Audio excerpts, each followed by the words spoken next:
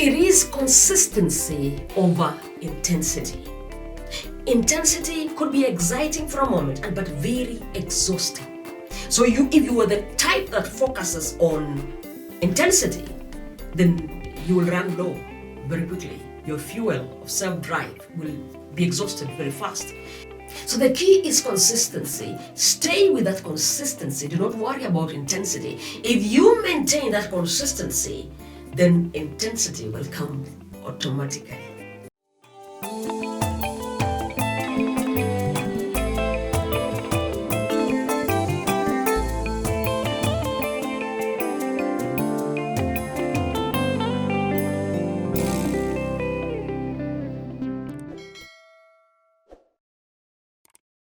So even if you leave it to the others and feeling entitled, others should run around for you, you're just exhausting people for nothing, including yourself. You will not achieve whatever you're thinking you are supposed to achieve through others. It will not happen. So it is so important that self-drive is within every living human being. It is not supposed to be handed over to others to self-drive for us. So then, dear ones, how do we enhance our self-drive? If you have found yourself in those areas and you have realized, hey, my self-drive is down, hey, I'm always tired for nothing. How do I awaken my self-drive? Let me tell you one of the most important things that you must have in the first place and must know. It is consistency more than intensity.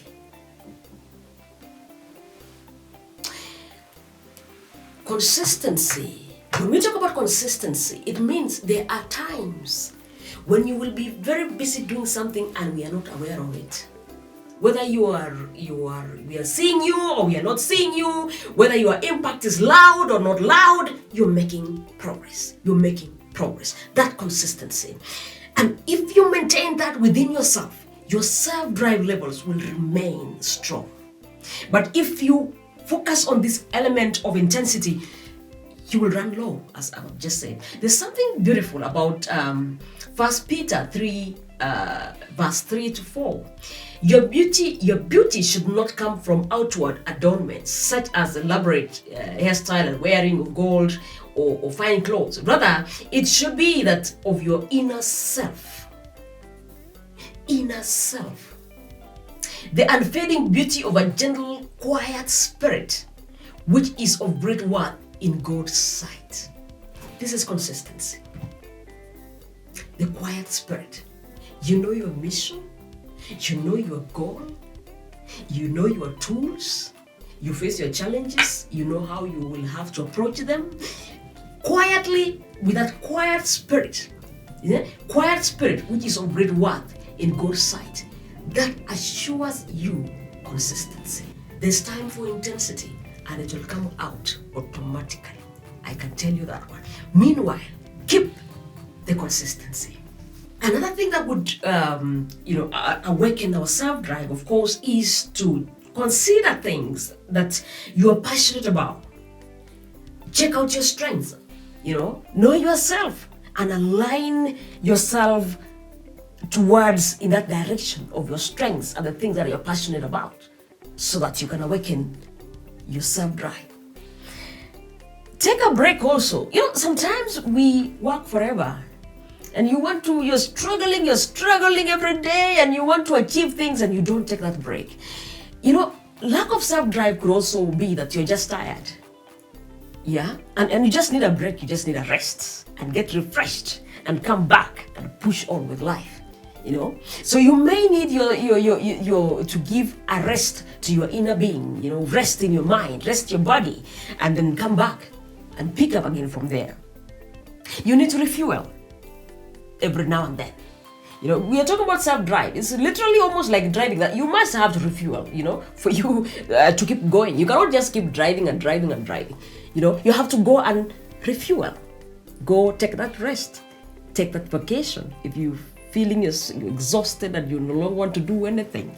And you might even hate your career, and yet you're just tired. You just need to take a break. The other thing is be proactive. Manage your expectations. See ahead and manage those expectations. Take control. This is how you awaken your self-drive. Don't wait until things happen.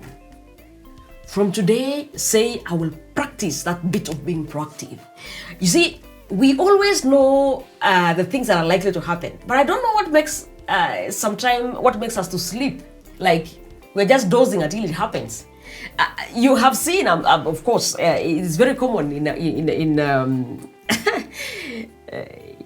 where we are in this country of ours. You have deadlines, say, to do one or two things, and there's a way we say, if it's we are opening school, the schools are opening when, we will wait. That last weekend is when we'll do the shopping for our kids and that kind of thing. And then we jam there and we are so tired and so exhausted, and you wonder, this school thing, this school thing has no problem. We just need to be proactive. I mean, act on time, even before time. You've already seen what will be expected of you in the next 1 year, in the next 2 years, in the next 1 week, in the next 1 day. Take care of that before it happens. Be proactive. Refocus and commit. You may need to actually just set up your lens. Again, the way I'm doing this, set up your lens. See your vision clearly. Perhaps you have just been going. You used to know your dream, and then kikafika mali unaenda tu. You might have lost your direction, a dear one. You may need to refocus and readjust and recommit towards your vision. And that way you can be sure you will awaken your self-drive. Bear in mind also that you should never see yourself through the eyes of those people who think you are up to nothing. Please never allow yourself to see through those lenses. Make sure you always see through the eyes of God. When God says you're the apple of my eye, that is it. He's your creator, fearfully and wonderfully made. He is your creator. He is right. You are more than a conqueror. He is your creator. He is right. You must always, no matter what, see yourself through the eyes of your maker. Don't see yourself through the eyes of those people who demean, they make you feel like you have no value. They are so mean. They make you feel lesser. Please, drop those lenses. Go for the lens of your God. Go for the lens of God, your maker. He is right. Believe you me, He is right. So make sure you use the right lenses to look at yourself, to look at what you are capable of, to see your potential. That's how your self-drive is awakened.